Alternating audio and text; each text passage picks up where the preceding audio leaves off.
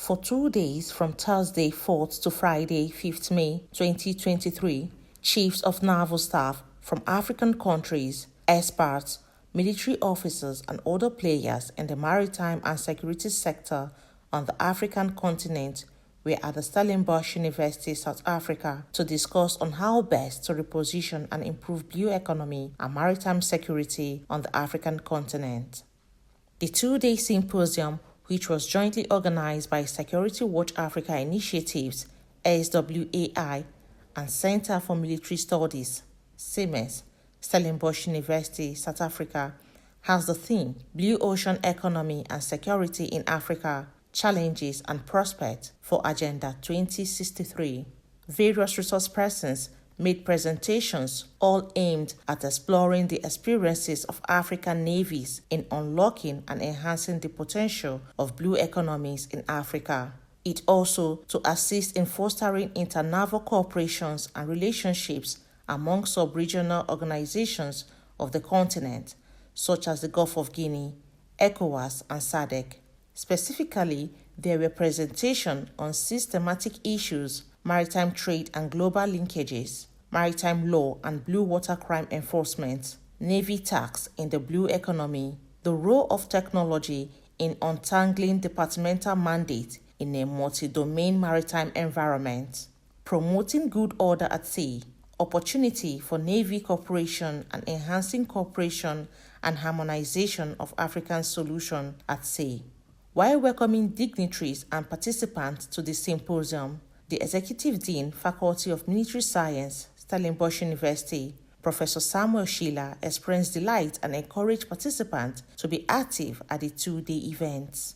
Let me welcome all the excellencies present here, especially Ambassador Manta from Nigeria, and members of the Security Watch Africa under the stewardship of my friend, an old friend of mine, Patrick. Thank you very much for bringing your team here, and it's always a pleasure from our side working with you.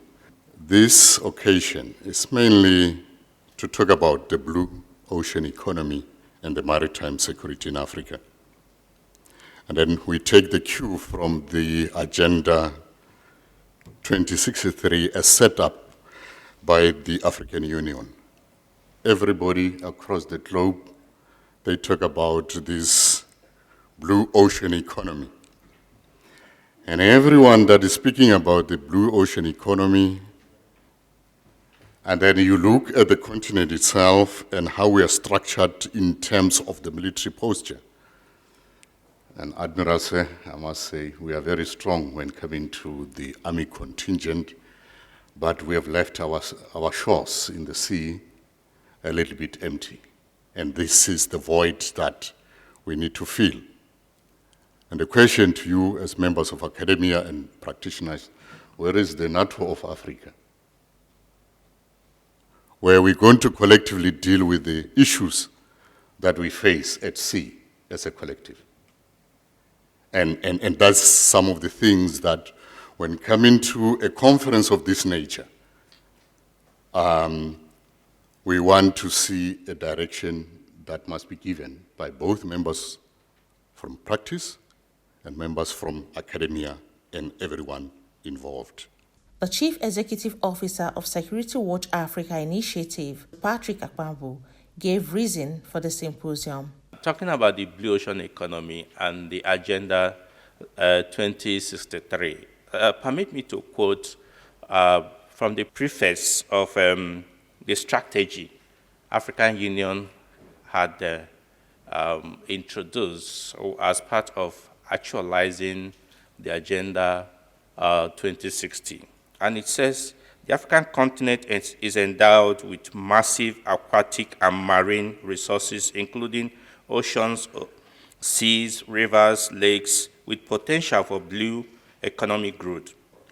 The continent has 38 coastal states and a number of island states, such as Cape Verde, Sao Tome and Principe, Mauritius, Seychelles, Madagascar, and the Comoros. Among these island states are small island states that are vulnerable to climate change and extreme weather events.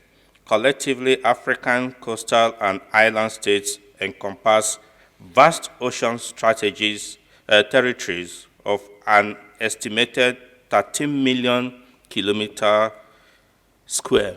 These water bodies and wetlands are certainly of strategic importance to the continent and provide opportunities for fisheries, aquaculture, shipping, coastal tourism, offshore oil and gas, energy mobilization, and other blue economy related activities.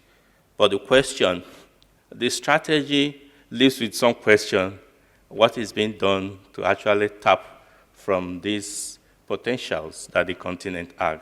The lead speaker at the symposium was Nigeria's Chief of Naval Staff, Vice Admiral Awal Zubairu Gambo. In his presentation, he dwelled on the efforts of the Nigerian Navy in enhancing Nigeria's maritime security through joint collaborative efforts with other services, security agencies, stakeholders, and other international organizations and navies of other countries. The Nigerian Navy is involved in regional maritime security collaborative engagements under the auspices of the 2013 Yaoundé Code of Conduct, which prioritizes cooperation and information sharing between navies of Economic Community of West African States and that of Economic Community of Central African States.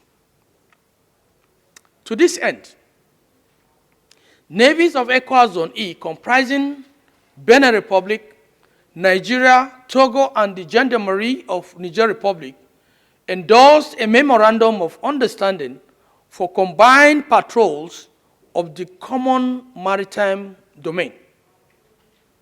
Similarly, the Nigerian Navy has sustained permanent representation with the deployment of naval personnel to the Multinational Maritime Coordination Center in Benin Republic, as well as deployment of a Rear Admiral to the ECOWAS Regional Maritime Security Center, Abidjan, Côte d'Ivoire.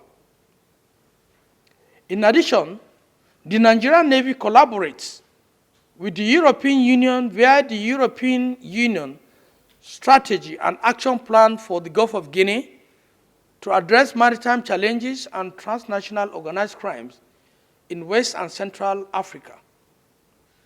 Allied to these efforts are the annual multinational maritime exercises, such as Exercise Obangame Express and Exercise Grand African Nemo, sponsored by the United States of America and France, respectively. He disclosed that the Nigerian Navy developed measures towards ensuring the safety of the country's maritime domain for a sustainable blue economy. The Nigerian Navy acquired a state-of-the-art hydrographic ship. Sequel to this acquisition, systematic survey of Nigerian waters commenced. This became necessary to ensure safety as well as facilitate exploitation of the vast mineral resources for wealth creation within Nigeria's maritime domain. Pertinently, the survey culminated into production of updated navigational charts and publications for use. Certainly, availability of these updated navigational charts will boost mariners' confidence within Nigeria's maritime domain, guarantee a more secure environment for legitimate businesses to thrive, as well as improve economic activities for sustained economic development and stability. These have further poised the Nigerian Navy to support the federal government's commitment to sustainable development of Nigeria's blue economy. For solutions to the challenges confronting blue economy and maritime security in the continent, Admiral Gambo gave these recommendations. Blue economy security in Africa would require whole-of-continent approach towards providing solutions to maritime insecurity within the continent's maritime domain. It is after this is achieved that resources as well as healthy ocean for long-term sustainable blue economy could be guaranteed. Accordingly, holistic collective maritime security efforts, deployment of technology, prosecution of transnational maritime offenders, awareness on sustainable blue economy initiative, as well as enhanced research and development are key towards effective security of economy or blue economy in Africa. Earlier in his keynote address, the South African Chief of Naval Staff, Vice Admiral Monde Lobese, who was represented by the South African Navy's Director of Maritime Strategy, Rear Admiral David Nkonto, spoke on the importance of the sea to humanity. As we all are aware about figures that have been thrown around, that 70% of the Earth's surface is covered by water, 80% of the world's population live or near the coastal, 90% of the world trade in terms of volume travel by the sea, and 95% of information travel through undersea cables. In other words, globalization as we know it, it hinges in maritime security. The global system is a maritime system, and the navies of the world have a role as guardian of this system. Rear Admiral Nkonto noted that it was now time to devote more resources and time on issues of blue economy and maritime security, as no single nation or institution can do it alone. South African Navy has put in the Southern African Maritime Security Initiatives and assumed a new leadership and supporting and promoting regional cohesion. South Africa does not see or distinguish between the two oceans. I understand, Professor Sedla, you mentioned something about the two oceans. But in terms of our view, perspective, in terms of how we're going to effect maritime security, we are looking at it as one big body. And instead, they consider that it to be a single ocean. However, it is considered the geopolitics of both regions and proceeds with initiatives that involves partners and produce the results in both oceans. The South African Navy will prefer that more efforts to be made with African navies to conduct regular exercises outside their regional maritime security architecture, whether it's ECOWAS or Gulf of Guinea Commission, or it will be Djibouti Code of Conduct on the far end, the Gulf of Eden. So we will actually encourage a lot of members to come and do regional maritime security exercises than actually relying on foreign powers to protect our blue economy. The two-day symposium was laced with interactive sections and syndicate discussions. What are your views on how can R&D be coordinated in the fashion that we envisage in order to get our maritime security sorted out? With all maritime crime and with the interdiction and the enforcement, you have the threat of damage to the environment. The maritime security or insecurities in the maritime domain have created challenges. Have challenges, so that we don't have maritime security. So it's because of certain challenges that the solution was MDA. Okay, that is having piracy, not knowing what's happening there, and all those things. Those are what I think they are most documented why we have reached the situation of MDA. The basis for an MDA is that you must share in order to inform, in order to respond. And not all countries have the same capacity. So to compensate for this discrepancy, you can go high-tech, but you have denser rules. The EU in their communique 1012 supported the need for us to work together across regions and beginning at sub-regional levels to through some form of combined maritime task forces.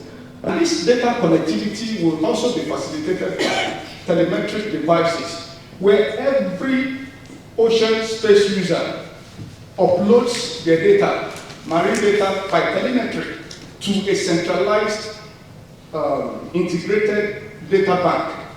At the end of the two-day presentations, interactive sections, and syndicate discussions, the symposium noted that the challenges, implications, and opportunities associated with blue ocean economy and maritime security in Africa and came out with an 8-point communique. The symposium recognized that globalizations hinge on the oceans, on the blue ocean economy and maritime security, and no nation could do it alone. Therefore, African countries should devote more time and resources to sustain blue ocean economy and maritime security. The symposium was attended by key players on blue economy and maritime security on the African continent. That includes legislators, diplomats, senior military officers, and other stakeholders on blue economy and Africa maritime security, such as the Nigerian High Commissioner to South Africa, Ambassador Mohammed Haruna Mante, amongst others. Shirley Daniels, reporting for Security Watch Africa, South Africa.